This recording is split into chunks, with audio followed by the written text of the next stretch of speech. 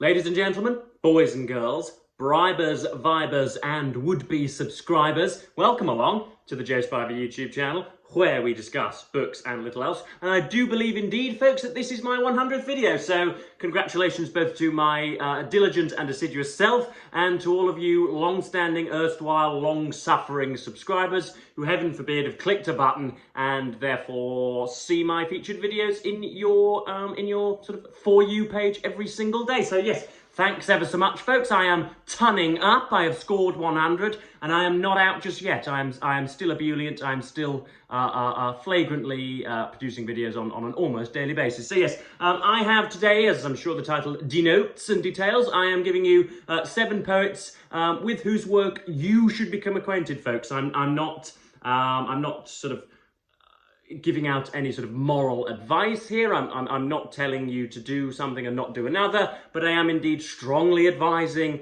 that you pick up the papers of the poets I'm about to regale you with. So yes, let's essentially get right into it. First of all, before anybody goes and chides me, there are indeed no females featuring in this video.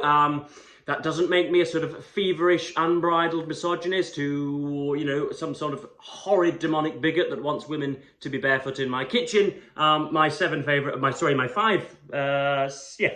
poets just happen to be all men, all old, long since dead, heaven forbid white, heaven forbid long-haired, whimsical males. So yes, and yes, these are also proper poets as well. They are. I realise that I'm committing all of the cardinal sins and sort of stabbing many sacred cows in this introduction, but the modern rubric for poetry seems to be instead of composing a paragraph of prose, you can simply just write a thought or a short clause, and instead of writing a comma and continuing that thought and thus producing a paragraph of prose, you can write that thought, write a comma, and then just click the enter bar and write something underneath. Then it doesn't have to rhyme, doesn't have to scan, doesn't have to have any meter, doesn't have to canter along with iambic pentameter. You can just keep rolling on. You write down whatever you want, then a comma, then the enter bar, write down whatever you want, however long it is, however short. It can be 1 word, can be 70, then a comma, then type the enter bar. So this is proper poetry, self-contained, regimental, highly wrought stuff for you guys. Some opulent, grandiose, palatial stuff for you. So yes, that's just getting some of the sort of administrative caveats out of the way. Let's get into it. So first of all, we have the complete, the book that I'm going to show you is the complete the complete poetry and selected prose of John Donne. An old folk, as you can see. I think he's rather Shakespearean in his makeup, isn't he? He's got his greasy long locks there, and his rather nice collar, and his thrice buttons, and yeah, a rather sort of pudgy nose, I think you'll agree. But that's an aesthetic comment which we often shear from this channel. So yes, this is John Donne. He is, goodness me, hefty, mystical, enigmatic. He allows us the indulgence of confusion. You've heard before Hannah Arendt's The Banality of Evil. Well, now Joe Spivey is coining the indulgence of confusion. He tells us to park our modern pretensions at the door. If you feel that you have to understand every single syllable, every single line, every single stanza, you have to know exactly what is going on at all times, you have to completely comprehend every single thematic tendril, then you are not going to enjoy John Donne, but I'm going to invite you to, as I say, indulge in your own confusion. He is a really sort of stern and sometimes quite vitriolic, sometimes quite, he's a sort of really hard taskmaster, a drill sergeant who is making you do an awful lot of press-ups. He's really, really challenging, really cumbersome at times, really sort of wants to exercise your readerly minds. And so I would invite you to read and read and read. There are, in here anyway, there are songs and sonnets, I think is the section that I like, some shorter pieces. And then there are the satires. The first satire on a humorist / a lover, slash a street performer is really very enjoyable. So I'd go and read all of that. And then also, yeah, just a few of the songs and sonnets. This one here is the Sun Rising. You'll see in here I've annotated and I put in pencil devious rib-tickling anthropomorphism there. Devious rib-tickling anthropomorphism. And indeed, when I am a world-famous writer and the fascistic dictator of Great Britain, you will be able to purchase these annotated copies of Joe Spivey's early readings for £500, £600, £700. That'll be jolly good for you all. So yes, this is the Sun Rising. Busy old fool, unruly sun, why dost thou thus through windows and through curtains call on us? Must to thy motions lovers' seasons run? Saucy pedantic wretch, go chide late schoolboys and sour apprentices. Go tell court huntsmen that the king will ride, call country ants to harvest offices. Love, all alike, no season knows, nor clime, nor hours, days, months, which are the rags of time. Beautiful, as I'm sure you'll agree. So that's John Donne. Next up we have a little later on. These aren't chronological, these aren't ordered, these are just you know, things that I gathered from my bookshelf. We've got Alexander Pope, The Rape of the Lock, and other major writings. Now, Pope is sort of intuitive, a little bit more pedagogical, a little bit more scholarly. You can see that he's clearly trying to impart some long-considered wisdom. You can see that he's trying to give you something. He was a prolific writer of sort of vitriolic screeds and of insult pieces and character assassinations. He was a very demure, diminutive stumbler. He had, I want to say Bates disease, but that's incorrect. He had some sort of a spine-shortening thing, which meant he was sort of 4'10", and he would get, you know, sort of rheumatoid arthritis and tuberculosis a lot. He was an ailing figure, a sickly man. What's the word I'm looking for? Valetudinarian, I do believe. For those of you playing Joe Spivey Verbal Bingo, that's valetudinarian for you. Somebody must complete that sheet someday. But yes, this is Alexander Pope. So we've got, I mean, goodness me, I have committed lots of it to memory. The things that I would recommend you read would probably be an essay on man and indeed The Rape of the Lock. How does it go? Awake, my St. John, leave all meaner things, to low ambition and the pride of kings. Let us, since life can little more supply than but to look about us and to die, expatiate free over all this scene of man, a mighty maze, but not without a plan, a wild where weeds and flowers promiscuous shoot, or garden, tempting with forbidden fruit. Together let us beat this ample field, try what the open and what the covert yield. I haven't sort of slotted that into my hippocampus this morning. I haven't been feverishly learning it by rote. That's just been in my head since summer, essentially.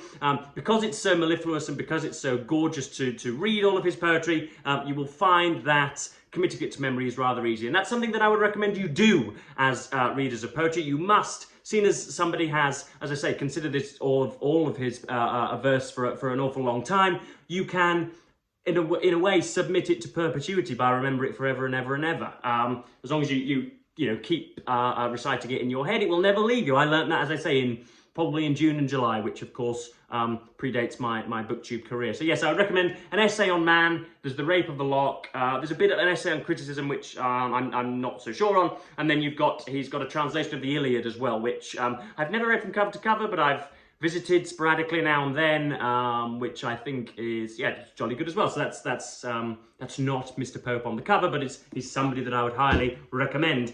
Next up, take a deep breath, folks. I'm going to be waxing lyrical forever and ever until the cows come home.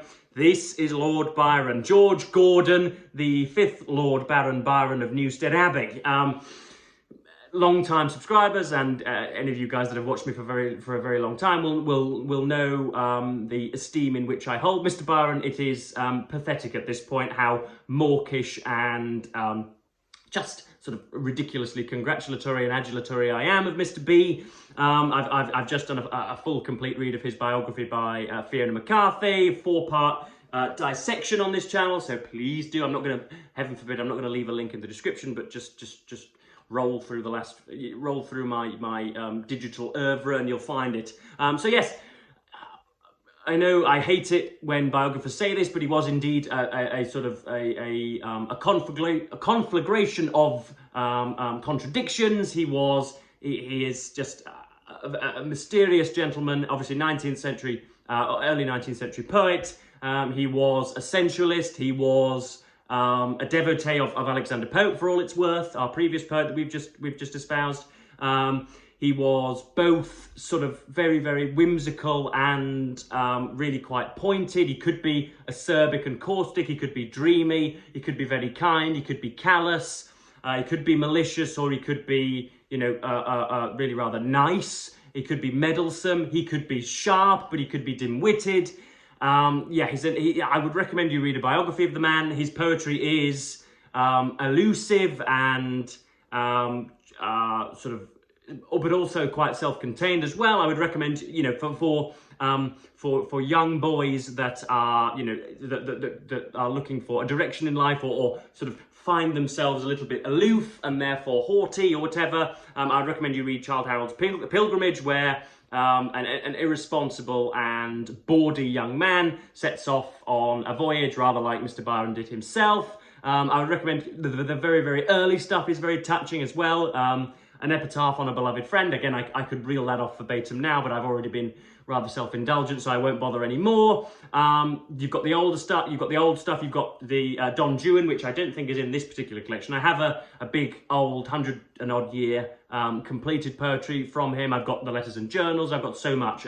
But what I'm going to recommend for you today, I'm going to recommend, of course, Childe Harold's Pilgrimage, the first canto in particular, which will take you 20 minutes at most. Whilome in Albion's isle there dwelt a youth, who nay in virtue's way did take delight, who spent his days in riot most uncouth, and vexed with mirth the drowsy ear of night. And for anybody who has indeed vexed with mirth the drowsy ear of night, anybody who has stomped on tables and thrown lager beer across tavern halls, then you're going to enjoy that section, because he is remorselessly hedonistic, and that is therefore reproachful, but really rather enjoyable as well. And it rhymes and it scans and it's fully, you know, it's pentrametrical. It's got iambic pentameter, de-dum, de-dum, de-dum. And he would write it really very quickly, which is, it's quite disconcerting and discombobulating as well. The idea that this gorgeous sort of maybe perhaps translucent and opaque sort of enduring poetry was written in the space of an afternoon, when he was probably hungover and probably had a maiden on his lap, and his bear was probably running around his Cambridge rooms, and Fletcher, his valet, was sort of knocking him on the head for a little bit of cash. All of the stuff that was going on in his life, 7 or 8 mistresses and seductresses and temptresses, and yet he could write the most gorgeous poetry of an afternoon, rattle it off, send it off to John Murray in London, and earn himself thousands of pounds. So that's Lord Byron. I'm going to stop now, otherwise this video will be an hour long. Next up, we've got the complete sonnets and poems of William Shakespeare. I mean, where on earth do we begin here? His fingerprints are on so much of, you know, so much modern dramaturgy, so much Victorian storytelling, an awful lot of the merits and brilliance, or what we find inspiring or impactful, or, you know, what we find really rather rewarding today and enthralling, can be put down to Shakespeare. I know most of his plays were this is going to be heretical, but sort of rehashings of long since established myths and stories, but he reworked them in the most poetic and brilliant way. And we've got all the sonnets here. We've got Venus and Adonis, we've got Adonis, and we have, what else we got? I think we've got Lucrece here as well. So yeah, there's all sorts of stuff. I'd recommend all sorts. Darling Buds of May, A Love Whose Month Is Ever May. I haven't really looked at the sonnets for a very long time, but I ought to, of course. I'd probably, you know, I'd probably recommend that you read one before you get out of bed every day, but I don't do that myself, so I can't prescribe my viewers to do something that I would not do myself. So, but yes, acquaint yourself with lots of the plays. They're poetical and lyrical in and of themselves, but the sonnets as well, get them in your head as well. I ought to do so as well. But yes, this is, yeah, the complete sonnets and poems of Shakespeare. This is a really rather bulky copy, as I'm sure you can tell, but as I say, heartily recommend that you get through as much as you can of this guy. Interestingly enough, I think that Byron, Pope, and probably Donne completely wiped the floor with him poetically, or most of the time. For some reason, he's never grasped me. He's never been sort of an exemplar of personalised poetry. I never feel as if here, you know, what I can't remember the line in Alan Bennett's History Boys, but Hector the teacher is saying that here is a person who is long since dead, who is exhuming a sentiment which you have never heard expressed before and which you thought was completely individual to yourself, is now being you know, parroted or bandied about by somebody who's long since dead and who you've never met and never have hoped to meet. I find that with the guys that I've already mentioned, but I've never really found that with Shakespeare, particularly the sonnets anyway. So that's enough of the old bard bashing. I'm certainly not a bardolater, the Brontosaurus bardolater. Yeah, anyway. And the final one that I'm going to show you is Alfred Lord Tennyson, folks. This is I think he was Victoria's favourite, and that is sort of that's high praise in and of itself, isn't it? Yeah, he is again metrical and really considered and just mind-blowing in the sort of pyrotechnical display that his poetry can be. Of course, I would recommend In Memoriam. Again, for Victober, I did a huge deep dive. I don't know about a deep dive, but I always go for the verb dissected, but I didn't really dissect it. I just sort of, I brushed over it and, you know, felt up some of it and, you know, took some of it to heart. He does that very strange, exalted and very rare thing, which is he makes Joe Spivey cry on occasion, heaven forbid. That's it, ladies, swooning in the back there. Joe Spivey does indeed tear up when reading. How perfect. Yes, yeah, In Memoriam does it for me. The loss of Hallam, his great friend, who was set to be the finest Englishman ever to have existed, essentially, but he was taken with probably bronchitis, we think, in Italy or something. He died on holiday, and In Memoriam is Tennyson's sort of eulogy and yeah, appreciation of such a fine figure who he thinks he lost too early. So again, yeah, really, really lovely stuff from Tennyson. A big fan of Byron and Pope as per usual. You can see a kind of a considered lineage coming down from these guys to our present day, or I nearly called Tennyson present day then, but to our more contemporary and our more recent poets as well. So that's pretty much it. I don't want to make this video too long, but those are 5 poets whose work you should become infinitely acquainted with and who you will be rewarded for your diligence, because indeed it's all very difficult. It can be quite hard. Meaning doesn't leap out at you like the proverbial kitten, but as I say, I think it'll be very rewarding in the long run. So yes, I'm going to cap this video at just over 17 minutes, and thank you ever so much for watching BookTube, and say goodbye.